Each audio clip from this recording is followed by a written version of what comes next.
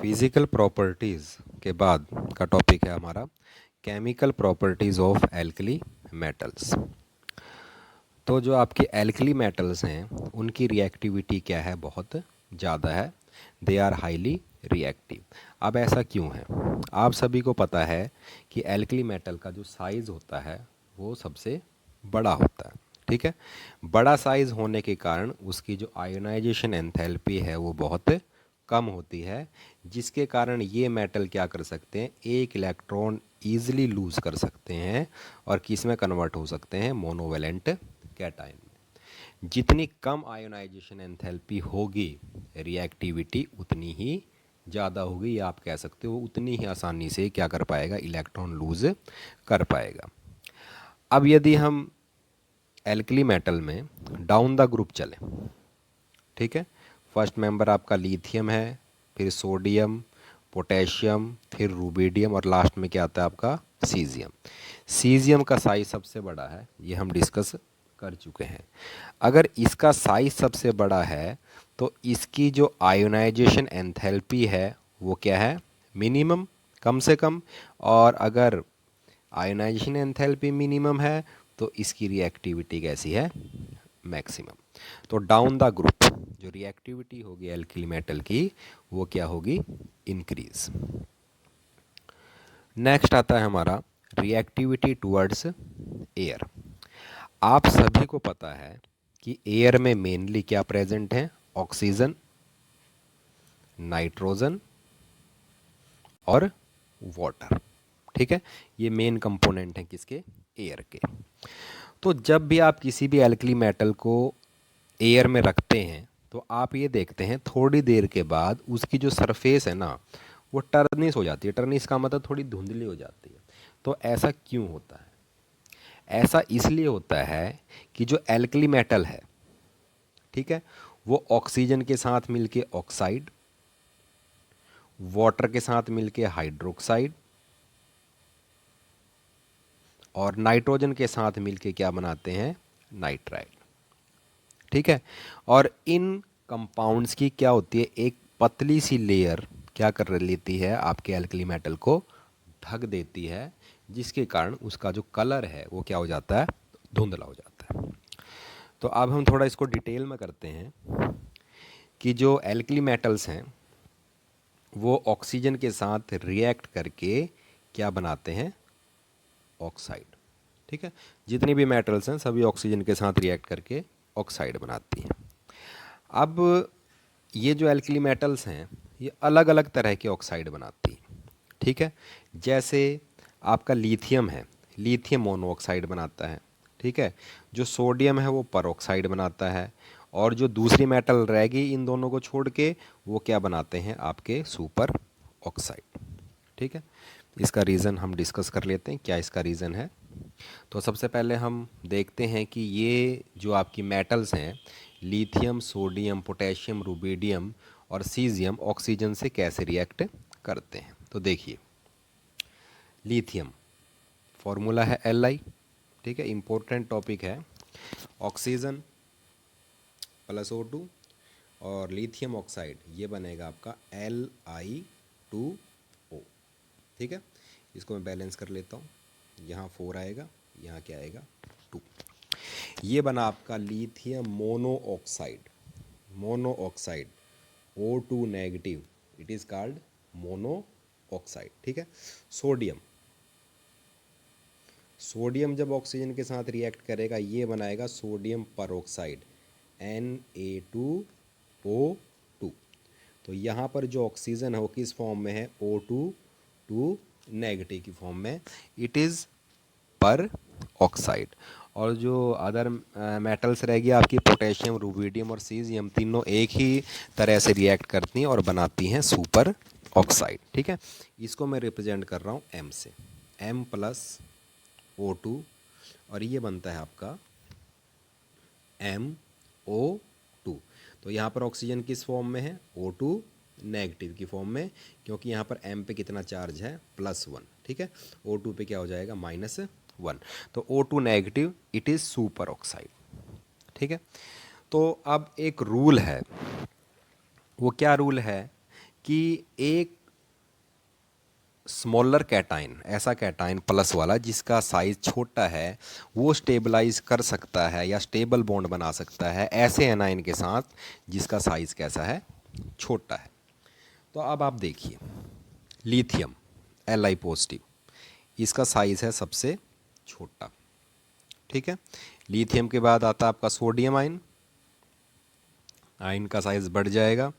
Sodium के बाद फिर जब पोटेशियम आता है, पोटेशियम का साइज़ उससे भी क्या होगा, ज़्यादा होगा, ठीक है। अब यहाँ पर बात करते हैं, ये मोनोऑक्साइड है O2 नेगेटिव, परऑक्साइड है O2 2 नेगेटिव, और सुपर ऑक्साइड है O2 नेगेटिव। अगर मैं साइज़ की बात करूं तो सुपर ऑक्साइड का साइज़ सबसे बड़ा है, फिर परऑक्साइड का, और सबसे कम किसका है, ऑक्साइड का। तो अभी मैंने आपको बताया कि अगर आपका कैटाइन स्मॉल है तो वो स्मॉलर एनाइन के साथ ही स्टेबल बॉन्ड बनाएगा। तो लिथियम ये किसके साथ बॉन्ड बनाएगा, ऑक्साइड के साथ, ठीक है, मोनोऑक्साइड के साथ। सोडियम किसके साथ बनाएगा, परऑक्साइड के साथ। और पोटेशियम, रुबिडियम और सीजियम वो किसके साथ बनाएंगे, सुपर ऑक्साइड के साथ, ठीक है। तो इसीलिए जो आपके एल्कली मेटल्स हैं वो डिफरेंटली रिएक्ट करते हैं, किससे, ऑक्सीजन से, ओके। तो यहाँ पर आप देख सकते हो द सुपर ऑक्साइड आयन जो हमने लास्ट में करा था O2 negative, ion is stable only in the presence of larger cation such as potassium, rubidium and caesium, क्योंकि इनका साइज भी कैसा है, लार्ज है, ओके। इसके साथ साथ जितने भी एल्कली मेटल अभी हमने करी है ऑक्साइड्स में, ठीक है, सब में जो ऑक्सीडेशन स्टेट है मेटल की वो कितनी है, +1। उसी तरह से मैंने आपको ये भी बताया था कि जो एयर है, एयर में क्या प्रेजेंट है, नाइट्रोजन प्रेजेंट है। तो जो लिथियम ही केवल ऐसा एलिमेंट है जो क्या करता है, नाइट्रोजन से रिएक्ट करता है और क्या बनाता है आपका, लिथियम नाइट्राइड, ठीक है। इसका एक्सेप्शनल बिहेवियर है, ठीक है, ये हम आगे डिस्कस करेंगे कि नाइट्रोजन ही क्यों मतलब लिथियम नाइट्रोजन से ही क्यों रिएक्ट करता है, ठीक है, और दूसरे जो मेंबर्स हैं वो नाइट्रोजन से रिएक्ट क्यों नहीं करते, ये हम आगे डिस्कस करेंगे, ठीक है। मेनली बात इसमें यही थी कि ऑक्सीजन से एल्कली मेटल कैसे रिएक्ट करते हैं, ठीक है। तो 3 तरह के ऑक्साइड बनाते हैं, ये मैंने बात आपको बता दी। अब ये क्वेश्चन आता है कि जो एल्कली मेटल्स हैं उनको केरोसिन ऑयल में क्यों रखा जाता है, क्योंकि जो एल्कली मेटल्स हैं वो क्या हैं, बहुत ज़्यादा रिएक्टिव हैं, ठीक है, और वो एयर से और एयर में प्रेजेंट वाटर से इनके साथ क्या करते हैं, रिएक्शन करते हैं, ठीक है। तो हमें अगर एल्कली मेटल्स को बचाना है एयर से और वाटर से, तो हम क्या करते हैं, उसे किसके अंदर रखते हैं, केरोसिन ऑयल के अंदर, ठीक है। केरोसिन ऑयल क्या करता है, कट ऑफ कर देता है किसको, एयर को और वाटर को, ठीक है। तो जो भी आपको बॉटल्स मिले, नेक्स्ट टॉपिक है हमारा रिएक्टिविटी टुवर्ड्स वाटर। तो जो आपके एल्कली मेटल्स हैं वाटर के साथ रिएक्ट करके हाइड्रोक्साइड प्रोड्यूस करते हैं और साथ में कौन सी गैस निकालते हैं, डाया हाइड्रोजन। तो अगर मैं इसको एज केमिकल रिएक्शन लिखूँ तो कैसे लिख सकता हूँ, M+H2O, metal hydroxide MOH, M की ऑक्सीडेशन स्टेट +1 और OH की -1, प्लस कौन सी गैस निकलेगी यहाँ पर, हाइड्रोजन गैस, ठीक है। अब ये जो प्रोसेस है ये है आपकी एक्सोथर्मिक प्रोसेस। तो कई बार क्या होता है, प्रोसेस के दौरान ही जो हाइड्रोजन गैस है ये क्या कर लेती है, आग पकड़ लेती है, ठीक है। तो इसीलिए इस प्रोसेस को करते हुए लैब में बड़ी केयर रखी जाती है। चलिए आप देखते हैं कि जो डिफरेंट एल्कली मेटल्स हैं वो वाटर से कैसे रिएक्ट करते हैं। जो लिथियम है, लिथियम की जो प्रोसेस है वाटर से वो कैसी है, बहुत स्लो है। इसका रीज़न ये है, एक तो इसका स्मॉल साइज़ है, ठीक है, स्मॉल साइज़ होने के कारण जो इसका इलेक्ट्रो पॉजिटिव करेक्टर है वो बहुत कम है, ठीक है। दूसरी बात, इसकी जो हाइड्रेशन एंथैल्पी है वो बहुत ज़्यादा है। हाइड्रेशन एंथैल्पी ज़्यादा होने के कारण जो लिथियम है वो किस फॉर्म में रहता है, हाइड्रेटेड फॉर्म में। हाइड्रेटेड का मतलब इसके साथ वाटर मॉलिक्यूल एसोसिएट रहते हैं, ठीक है, जुड़े रहते हैं वाटर मॉलिक्यूल, ठीक है, जो क्या करते हैं इसको फर्दर जो वाटर है उसके साथ रिएक्ट करने से क्या करते हैं, रोकते हैं। बाकी के जो दूसरे मेंबर्स हैं इस फैमिली के, वो वाटर से एक्सप्लोजिवली रिएक्ट करते हैं, ठीक है। अभी मैंने थोड़ी देर पहले आपको बताया था कई बार हाइड्रोजन गैस क्या कर लेती है, आग पकड़ लेती है, ठीक है। तो अगर मैं रिएक्टिविटी की बात करूं, लिथियम, सोडियम, पोटेशियम, रुबिडियम और सीजियम, ठीक है। सीजियम का इलेक्ट्रोपॉजिटिव करैक्टर बहुत ज़्यादा है, ये आसानी से इलेक्ट्रॉन लूज कर सकता है। हमने देखा था कि जो मेटल हाइड्रोक्साइड बन रहे थे उसमें जो मेटल है उसकी ऑक्सीजन स्टेट कितनी है, +1। तो इसका जितना ज़्यादा इलेक्ट्रोपॉजिटिव करैक्टर होगा उतनी आसानी से क्या बनेगा आपका MOH, और उतनी ही ज़्यादा क्या होगी रिएक्टिविटी। तो सीजियम का इलेक्ट्रोपॉजिटिव करैक्टर सबसे ज़्यादा है, तो इसकी जो रिएक्टिविटी है वो भी क्या है, सबसे ज़्यादा है टूवर्ड्स वाटर, ओके। और ये दूसरे जो मॉलिक्यूल्स हैं जिनके पास प्रोटॉन है जो H पॉजिटिव दे सकता है, जैसे कि alcohol, ROH, gaseous ammonia, NH3, ये सब प्रोटॉन डोनर हैं, प्रोटॉन दे सकते हैं। Alkynes, alkynes are the hydrocarbons having कौन सा बॉन्ड, ट्रिपल बॉन्ड, ठीक है। इन सब के पास हाइड्रोजन प्रेजेंट है, तो ये एल्कली मेटल क्या कर सकते हैं, इन सब में से हाइड्रोजन को ले सकते हैं, एक्सेप्ट कर सकते हैं, जो कौन होंगे, आपके प्रोटॉन डोनर होंगे। नेक्स्ट आता है आपका रिएक्टिविटी टुवर्ड्स हाइड्रोजन। सभी एल्कली मेटल बहुत ज़्यादा रिएक्टिव हैं, ठीक है, और सभी हाइड्रोजन के साथ रिएक्ट करके क्या बनाते हैं, हाइड्राइड बनाते हैं, ठीक है। और जो हाइड्राइड्स बनेंगे उन सब की नेचर कैसी है, आयनिक है।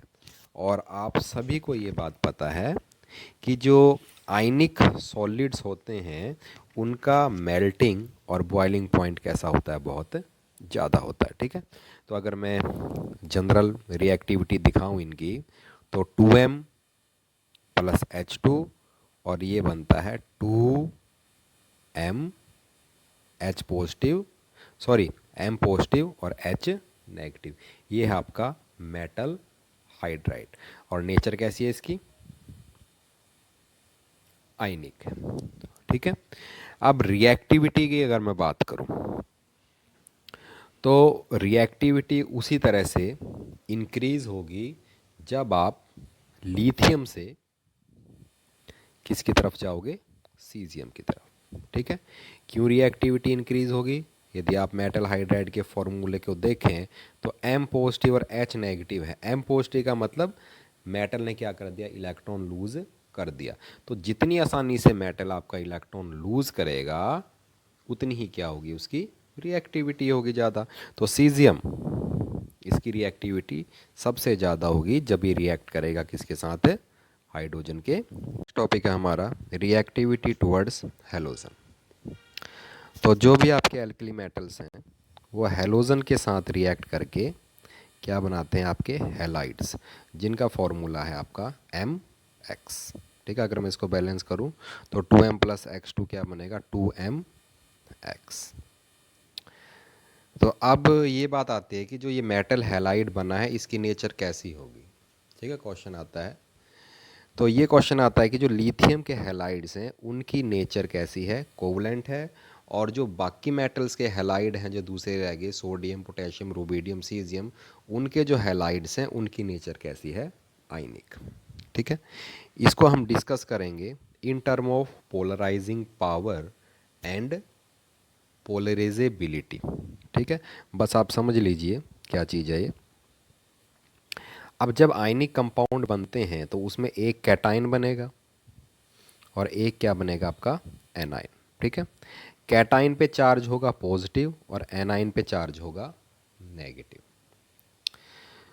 तो क्या होगा, इनके बीच में अट्रैक्शन होगी क्योंकि एक पॉजिटिव चार्ज है और एक कैसा चार्ज है, नेगेटिव चार्ज है। तो पॉजिटिव जो आयन है आपका कैटायन, उसकी एनायन को अट्रैक्ट करने की टेंडेंसी, उसको बोलते हैं हम पोलराइजिंग पावर। ठीक है। अब ये पोलराइजिंग पावर कितनी ज़्यादा होगी ये डिपेंड करता है साइज पे। अगर साइज छोटा है तो पोलराइजिंग पावर भी कैसी होगी, ज़्यादा होगी। जैसे कि लिथियम आयन है Li पॉजिटिव। लिथियम आयन का जो साइज़ है वो है बहुत छोटा। बहुत छोटा साइज़ होने के कारण इसकी जो पोलराइजिंग पावर है वो कैसी है, बहुत ज़्यादा है। ठीक है। अब पोलराइजिंग पावर ज़्यादा होने से क्या होगा, जो कैटायन है प्लस वाला वो क्या करेगा, एनायन के इलेक्ट्रॉन क्लाउड को अपनी ओर खींचेगा। ठीक है। तो देखो किस तरह की पोजीशन आ जाएगी। ये आपका कैटायन है और एनायन का जो इलेक्ट्रॉन क्लाउड है वो डिस्टोर्टेड फॉर्म में हो जाएगा। डिस्टोर्टेड फॉर्म का मतलब टूट जाएगा, सिमिट्रिकल नहीं रहेगा। ये ऊपर वाला ये सिमिट्रिकल था, ये नीचे वाला सिमिट्रिकल नहीं है। या फिर हम एक बात कह सकते हैं कि कुछ इलेक्ट्रॉन डेंसिटी नेगेटिव वाले से किसकी तरफ चली जाएगी, पॉजिटिव वाले की तरफ। ठीक है। एनाइन से कहाँ चले जाएगी, कैटाइन पे। अगर कुछ इलेक्ट्रॉन डेंसिटी एनाइन से कैटाइन पे चले जाएगी तो इससे क्या होगा, जो चार्ज है पॉजिटिव और नेगेटिव इस पर भी फर्क पड़ेगा। ठीक है। जो आपका पॉजिटिव चार्ज है कैटाइन है वो आप कंप्लीटली पॉजिटिव नहीं रहेगा, less positive, it will be less positive. ठीक है। और जो नेगेटिव वाला है वो कंप्लीट एनाइन नहीं रहेगा, उस पर charge, it will be less negative. कहने का ये मतलब है उसका जो आयनिक नेचर है वो ख़त्म हो रहा है धीरे धीरे, और कौन सा करेक्टर आ रहा है, कोवलेंट करेक्टर। तो जिसमें पोलराइजिंग पावर ज़्यादा होगी उसमें कोवलेंट करेक्टर भी ज़्यादा होगा। ठीक है। तो जो लिथियम आयन है इसका साइज़ बहुत छोटा है। छोटा साइज़ होने के कारण इसके जो हैलाइड्स हैं उनमें कौन सा करेक्टर ज़्यादा होगा, कोवलेंट करेक्टर।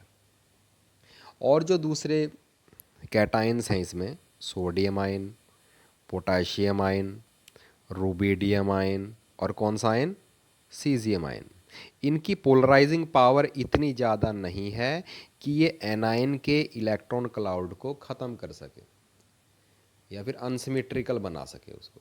ठीक है। तो यहाँ पर तो करेक्टर कैसा रहेगा, आयनिक ही रहेगा। ओके।